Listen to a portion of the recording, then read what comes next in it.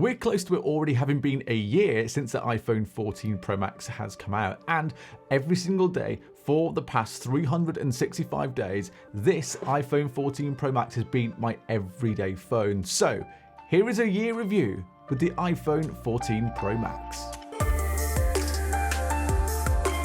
This has been Apple's biggest flagship phone for the past 12 months and probably the biggest flagship phone in the world, and I have used it every single day, so I feel like I'm in a really good position to give you a year review of the 14 Pro Max. And usually every single year at the end of the year I enjoyed having used that phone, but this year the last 12 months haven't been great. Using this iPhone for the past 12 months has been no different to using any other iPhone for the past 12 months. It's mostly been absolutely flawless and arguably one of the best phones that you can buy. But there's been problems with this year's 14 Pro Max, but let's start with some of the positives. We'll have a look at how durable the phone's been over the last 12 months, and trust me, this phone has been really durable. For 90% of the time, I'm someone who just doesn't use a case because I don't like the feel of it. It makes the phone clunky and I feel like I'm missing out on that kind of design of the phone by covering it with a case. And it's been pretty perfect. The back of the phone has absolutely zero scratches on it, and I have dropped this a couple of times. And that's because I just haven't been careful with it because I have Apple Care, so if something was to go wrong, I could just go and get it fixed. The scuffs haven't damaged the back of the phone, but they have a little bit on that stainless steel rim that goes around the phone. So only on the bottom right, there's a little bit of a scuff that I have here. But besides that, again, there's small like micro abrasions on it, but it's pretty good. There is one place though that you can see probably quite a handful of scratches, and that is on that display. So it's not been the best display in the world for like not picking up scratches. But like I said, I've been throwing this in my pocket with my keys, or a bag that's got my football boots in it, and it's got, you know, a couple of other things in it. So I've not exactly been careful with it, but there's no big scratches on the screen.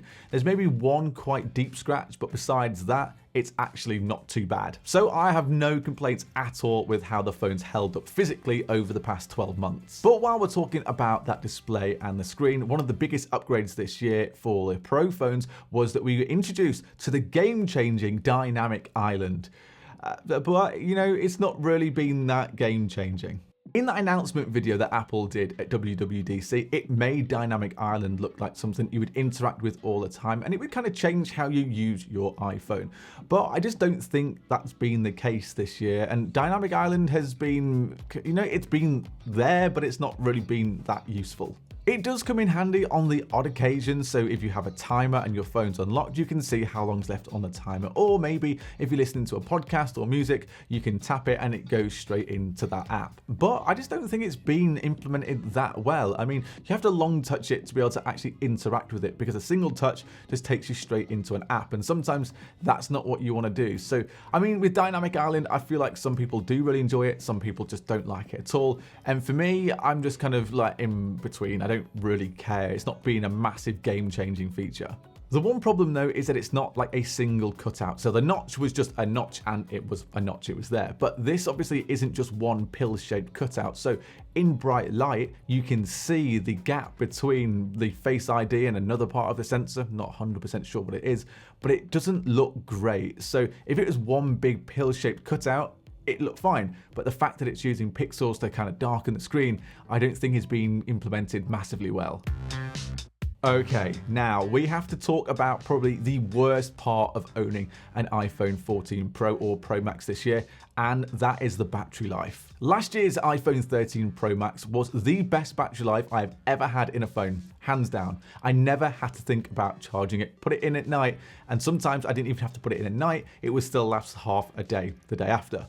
But on the iPhone 14 Pro Max, it is so far away from what we were used to last year. One of the main things that I liked this year was the iPhone's always on display, where you could see your wallpaper like whenever you wanted to. However, because the battery was so bad, I had to turn this feature off. And I reckon for maybe 10 months, I've not had the always on display active, because you have to prioritize battery life over having an always on display.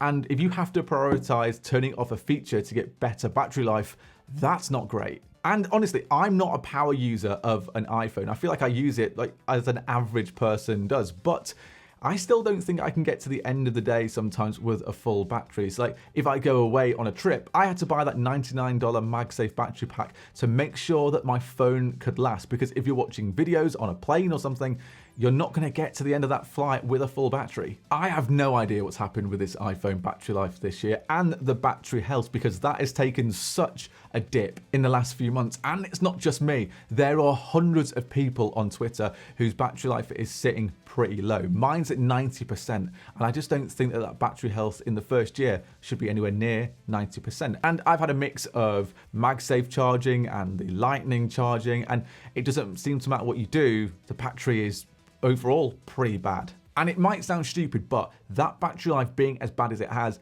made me really not enjoy using this phone this year, because I have to worry about how much I want to use it. Whereas last year on the 13 Pro Max, I could use it as much as I want and I know it wouldn't run out. So the battery on this iPhone 14 Pro Max has been such a letdown this year, and kind of let down almost the whole phone. Having said that though, there is one thing that I adore on this phone, and it is the cameras of the 14 Pro Max. This has taken some of the best photos and videos of any iPhone, and I know that it will hit 99% of the time, and it's just the best camera on any phone by miles. Like, I just don't think there's any argument. And that main camera is amazing. I don't say many things are amazing, but it is amazing. This year we got that 48 megapixel lens, which I can't say I've used loads, but I have used it a few times. But even without using the 48 megapixel camera, you can still get some unreal photos. I'd say that 48 megapixel is for people that want to shoot in RAW, of course, and then go into Lightroom and edit photos.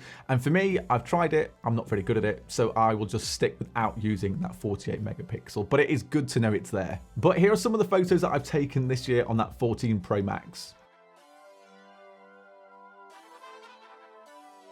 My favorite part of the camera though by miles has been that 3x optical zoom, and I know 3x optical isn't great compared to others, but I have really enjoyed using it, especially when it comes to taking videos. The 14 Pro Max's video is so good to anything else that if I use a different phone and I'm taking the video, I just know it's nowhere near as good as that 14 Pro Max. Being able to use that 3x zoom and still capture videos that look unreal is actually a load of fun. The other camera feature that I love as well is cinematic mode, and I've used this so much this year, and the fact that you can record it in 4K now as well makes it even better. I'm someone who likes to try and make every single video that I take look cinematic, and using this is something that I've just really enjoyed this year. Face detection and object detection is great almost 100% of the time, and there are some times where it doesn't quite get it right, but you can edit that after by changing that point of focus. And honestly, I have just really enjoyed using the camera on this phone, and even though the battery has been terrible, the cameras have really made up for it, and I love it. Overall though, the iPhone 14 Pro Max has been pretty solid in like day-to-day use. So scrolling socials, or just going on YouTube and watching a video, or potentially even playing that odd game. I've not had any lag problems or anything that I can remember, and you wouldn't really expect to have that within that first year of an iPhone.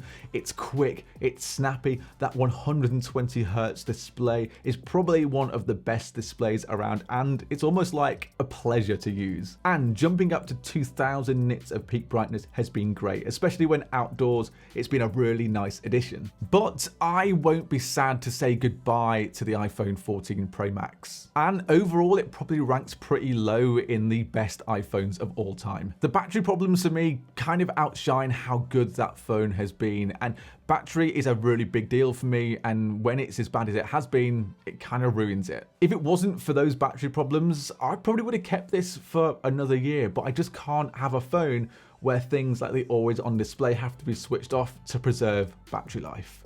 Overall though, I'd kind of give the 14 Pro Max a 6 out of 10. It pains me to say it, but I'm not quite sure Apple got it right this year. If you guys have a 14 Pro or a 14 Pro Max, I'd be interested to see how it's held up for you over the past 12 months. So let me know in the comments. But I am optimistic about the iPhone 15 Pros, and as long as Apple can sort that battery life out, then we should be okay.